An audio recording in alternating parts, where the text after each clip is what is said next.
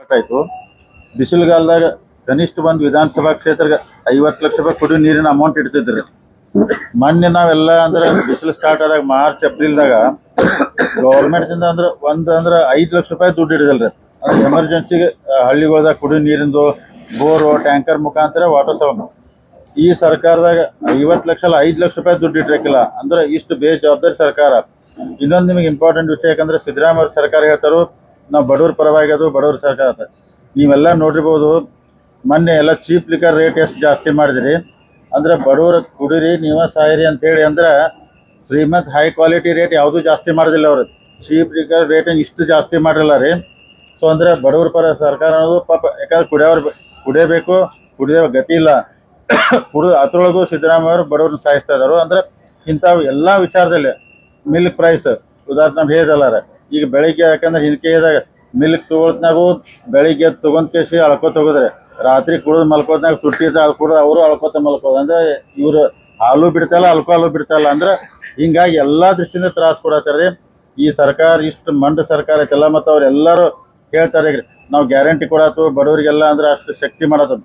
Guarantee ಕೊಟ್ಟರು ಒಂದು ಕಡೆ ಕೊಡ್ತಾರೆ, ಒಂದು ಕಡೆ ವಾಪಸ್ ತಗೋತಾರೆ. ಎಲ್ಲ ರೇಟ್ಗಳು ಈಗ ಅಭಯ್ ಪಾಟೀಲ್ ಅವ್ರು ಹೇಳಿದಂಗೆ ಆಲ್ಮೋಸ್ಟ್ ಆಲ್ ಸ್ಟ್ಯಾಂಪ್ ಡ್ಯೂಟಿ ಐತಿ. ಇದು ಇತಿಹಾಸ ಇದೆ ಕರ್ನಾಟಕ.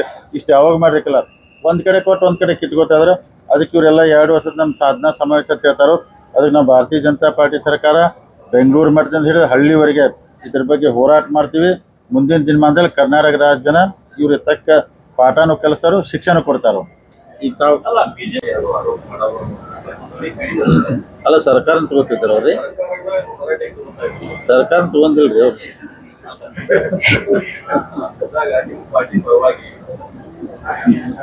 ಅಲ್ಲಲ್ಲ ಅವ್ರು ಸರ್ಕಾರಕ್ಕಿಂತ ವೈಯಕ್ತಿಕ ಜಾಸ್ತಿ ಆಗುತ್ತೆ ಸರ್ಕಾರಕ್ಕೆ.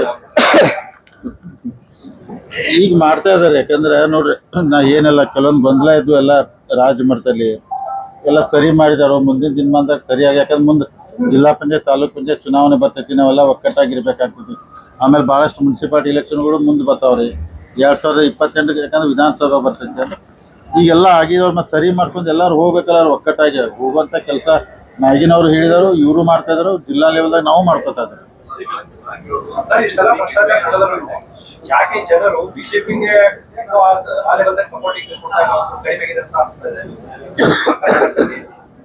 ಯಾವ ಹೋರಾಟ ಮಾಡ್ಬೇಕಾಗಿತ್ತು? ಒಳ ಜಗಳಗಳು ಏನದಾವ? ಯಾವಾಗ ಒಗ್ಗಟ್ಟಾಗಿ ಕೂಡೋದು ನಾವು ನೋಡ್ಬೋದು, ಜನ ನೋಡ್ಬೋದು. ಇದ ಯಾಕೋ ನಿಮ್ದು ಪ್ರೆಡಿಕ್ಷನ್ ತಪ್ಪಿದೆ. ಹಾಗಿರ್ತಿದ್ರೆ MP ಸೀಟ್ ಬರ್ಲಾಗ್ತಿತ್ತು ನಮ್ದ. ಜನ ಬಿಜೆಪಿ ಜೊತೆಗೆ ಇದಾರ. ಅದಕ್ಕೆ ಸರ್ಕಾರ ಇದ್ದಾಗ ಇಬ್ರಿಬ್ರು ಮಂತ್ರಿ ಇದ್ದಾಗ ಮಂತ್ರಿನ ಮಗ ಕ್ಯಾಂಡಿಡೇಟ್ ಇದ್ದಾಗ ಸೋಲ್ತಾನು, ಅದು ಹಿನಾಯ ಸೋಲ ಅನುಭವಿಸ್ತಾನು. ಇದ್ರ ಅರ್ಥ ಜನ ನಮ್ ಜೊತೆಗಿದಾರು. ಮತ್ ಜನ ಹೆಂಗಿ ಯುದ್ಧ ಇದ್ದಾಗ ಬರ್ತಾರ. ಅವ್ರು ಯುದ್ಧ ಸಂದರ್ಭದಲ್ಲಿ, ಚುನಾವಣೆ ಸಂದರ್ಭದಲ್ಲಿ ಈಗ ಒಮ್ಮೆ ಗ್ಯಾರಂಟಿಗ ಮೋಸ ಹೋಗ್ಯಾರ ಪಾಪ. ಇನ್ನು ಮುಂದಿನ ಸಲ ಗ್ಯಾರಂಟಿ ಕೊಡ್ತಾರ ಅವ್ರಿಗೆ, ನಿಮ್ದು ಏನು ವ್ಯವಸ್ಥೆ ಮಾಡೋದಂತ. ಇದ ನೀವು ಅಧಿಕಾರಬೇಕಷ್ಟೇ.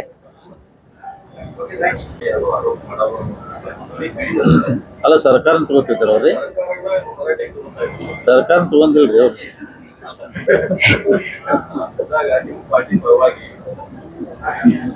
ಅಲ್ಲಲ್ಲ ಅವ್ರು ಸರ್ಕಾರಕ್ಕಿಂತ ವೈಯಕ್ತಿಕ ಜಾಸ್ತಿ ಆಗುತ್ತೆ ಸರ್ಕಾರಕ್ಕೆ.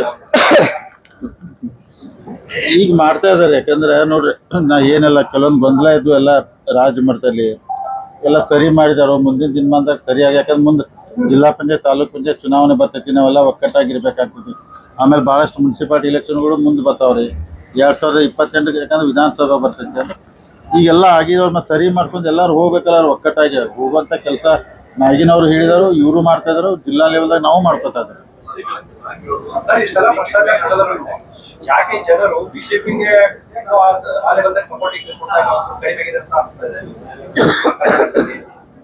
ಯಾವ ಹೋರಾಟ ಮಾಡ್ಬೇಕಾಗಿತ್ತು? ಒಳ ಜಗಳಗಳು ಏನದಾವ? ಯಾವಾಗ ಒಗ್ಗಟ್ಟಾಗಿ ಕೂಡೋದು ನಾವು ನೋಡ್ಬೋದು, ಜನ ನೋಡ್ಬೋದು. ಇದ ಯಾಕೋ ನಿಮ್ದು ಪ್ರೆಡಿಕ್ಷನ್ ತಪ್ಪಿದೆ. ಹಾಗಿರ್ತಿದ್ರೆ MP ಸೀಟ್ ಬರ್ಲಾಗ್ತಿತ್ತು ನಮ್ದ. ಜನ ಬಿಜೆಪಿ ಜೊತೆಗೆ ಇದಾರ. ಅದಕ್ಕೆ ಸರ್ಕಾರ ಇದ್ದಾಗ ಇಬ್ರಿಬ್ರು ಮಂತ್ರಿ ಇದ್ದಾಗ ಮಂತ್ರಿನ ಮಗ ಕ್ಯಾಂಡಿಡೇಟ್ ಇದ್ದಾಗ ಸೋಲ್ತಾನು, ಅದು ಹಿನಾಯ ಸೋಲ ಅನುಭವಿಸ್ತಾನು. ಇದ್ರ ಅರ್ಥ ಜನ ನಮ್ ಜೊತೆಗಿದಾರು. ಮತ್ ಜನ ಹೆಂಗಿ ಯುದ್ಧ ಇದ್ದಾಗ ಬರ್ತಾರ. ಅವ್ರು ಯುದ್ಧ ಸಂದರ್ಭದಲ್ಲಿ, ಚುನಾವಣೆ ಸಂದರ್ಭದಲ್ಲಿ ಈಗ ಒಮ್ಮೆ ಗ್ಯಾರಂಟಿಗ ಮೋಸ ಹೋಗ್ಯಾರ ಪಾಪ. ಇನ್ನು ಮುಂದಿನ ಸಲ ಗ್ಯಾರಂಟಿ ಕೊಡ್ತಾರ ಅವ್ರಿಗೆ, ನಿಮ್ದು ಏನು ವ್ಯವಸ್ಥೆ ಮಾಡೋದಂತ. ಇದ ನೀವು ಅಧಿಕಾರಬೇಕಷ್ಟೇ. ಮಳೆ ಸ್ಟಾರ್ಟ್ ಆಯ್ತು. ಬಿಸಿಲುಗಾಲದಾಗ ಕನಿಷ್ಠ ಒಂದು ವಿಧಾನಸಭಾ ಕ್ಷೇತ್ರಕ್ಕೆ 50 ಲಕ್ಷ ರೂಪಾಯಿ ಕುಡಿಯೋ ನೀರಿನ ಅಮೌಂಟ್ ಇಡ್ತಿದ್ರಿ. ಮೊನ್ನೆ ನಾವೆಲ್ಲ ಅಂದ್ರೆ ಬಿಸಿಲು ಸ್ಟಾರ್ಟ್ ಆದಾಗ ಮಾರ್ಚ್ ಏಪ್ರಿಲ್ದಾಗ ಗೌರ್ಮೆಂಟ್ದಿಂದ ಅಂದ್ರೆ 5 ಲಕ್ಷ ರೂಪಾಯಿ ದುಡ್ಡು ಹಿಡಿದಲ್ರಿ. ಅಂದ್ರೆ ಎಮರ್ಜೆನ್ಸಿಗೆ ಹಳ್ಳಿಗಳ್ದಾಗ ಕುಡಿಯೋ ನೀರಿಂದು ಬೋರು ಟ್ಯಾಂಕರ್ ಮುಖಾಂತರ ವಾಟರ್ ಸಪ್ಲೈ. ಈ ಸರ್ಕಾರದಾಗ 50 ಲಕ್ಷ ಅಲ್ಲ 5 ಲಕ್ಷ ರೂಪಾಯಿ ದುಡ್ಡು ಇಟ್ಟಿರಕ್ಕಿಲ್ಲ. ಅಂದ್ರೆ ಇಷ್ಟು ಬೇಜವಾಬ್ದಾರಿ ಸರ್ಕಾರ. ಇನ್ನೊಂದು ನಿಮಗೆ ಇಂಪಾರ್ಟೆಂಟ್ ವಿಷಯ, ಯಾಕಂದ್ರೆ ಸಿದ್ದರಾಮಯ್ಯ ಸರ್ಕಾರ ಹೇಳ್ತಾರೋ ನಾವು ಬಡವ್ರ ಪರವಾಗಿ ಅದು ಬಡವ್ರ ಸರ್ಕಾರ ಅಂತ. ನೀವೆಲ್ಲ ನೋಡಿರ್ಬೋದು, ಮೊನ್ನೆ ಎಲ್ಲ ಚೀಪ್ ಲಿಕ್ಕರ್ ರೇಟ್ ಎಷ್ಟು ಜಾಸ್ತಿ ಮಾಡಿದ್ರಿ. ಅಂದ್ರೆ ಬಡವ್ರ ಕುಡೀರಿ ನೀವ ಸಾಯಿರಿ ಅಂತ ಹೇಳಿ ಅಂದ್ರೆ ಶ್ರೀಮಂತ್ ಹೈ ಕ್ವಾಲಿಟಿ ರೇಟ್ ಯಾವುದೂ ಜಾಸ್ತಿ ಮಾಡೋದಿಲ್ಲ ಅವ್ರು. ಚೀಪ್ ಲಿಕ್ಕರ್ ರೇಟ್ ಇಷ್ಟು ಜಾಸ್ತಿ ಮಾಡಿರಲ್ಲ ರೀ. ಸೊ ಅಂದ್ರೆ ಬಡವ್ರ ಪರ ಸರ್ಕಾರ ಅನ್ನೋದು ಪಾಪ, ಯಾಕಂದ್ರೆ ಕುಡಿಯಬೇಕು, ಕುಡಿಯೋ ಗತಿ ಇಲ್ಲ. ಕುಡಿದು ಅದ್ರೊಳಗೂ ಸಿದ್ದರಾಮಯ್ಯ ಬಡವ್ರನ್ನ ಸಾಯಿಸ್ತಾ ಇದ್ದಾರೆ. ಅಂದ್ರೆ ಇಂಥವು ಎಲ್ಲ ವಿಚಾರದಲ್ಲಿ ಮಿಲ್ಕ್ ಪ್ರೈಸ್ ಉದಾಹರಣೆ ನಮ್ಗೆ ಹೇಳಿದಲ್ಲಾರ.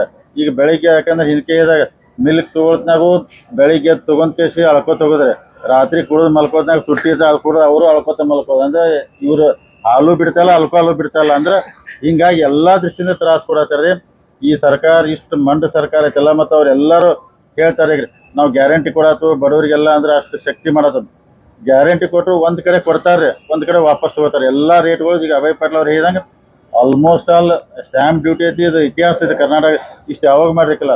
ಒಂದ್ ಕಡೆ ಕೊಟ್ಟು ಒಂದ್ ಕಡೆ ಕಿತ್ಕೋತಾದ್ರೆ ಅದಕ್ಕೆ ಇವರೆಲ್ಲ 2 ವರ್ಷದ ನಮ್ಮ ಸಾಧನಾ ಸಮಾವೇಶ ಹೇಳ್ತಾರೋ. ಅದಕ್ಕೆ ನಾವು ಭಾರತೀಯ ಜನತಾ ಪಾರ್ಟಿ ಸರ್ಕಾರ ಬೆಂಗಳೂರು ಮಟ್ಟದಿಂದ ಹಿಡಿದು ಹಳ್ಳಿವರೆಗೆ ಇದ್ರ ಬಗ್ಗೆ ಹೋರಾಟ ಮಾಡ್ತೀವಿ.